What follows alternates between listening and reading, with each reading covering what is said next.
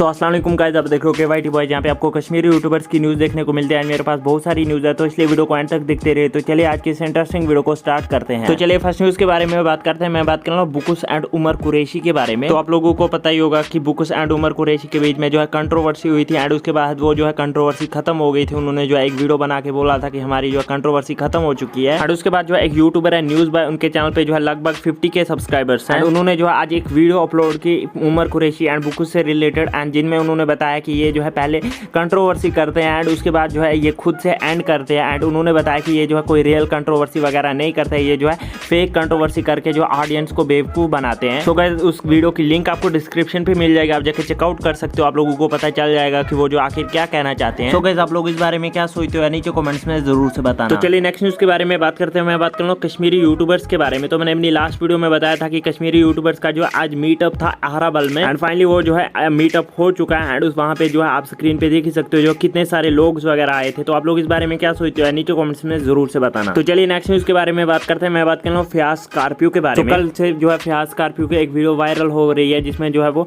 उमर कुरैशी को रिप्ले कर रहे हैं। उन्होंने उमर कुरैशी को क्या रिप्ले किया, आप खुद ही सुन लीजिए। उमर कुरैशी कर ये गुजारिश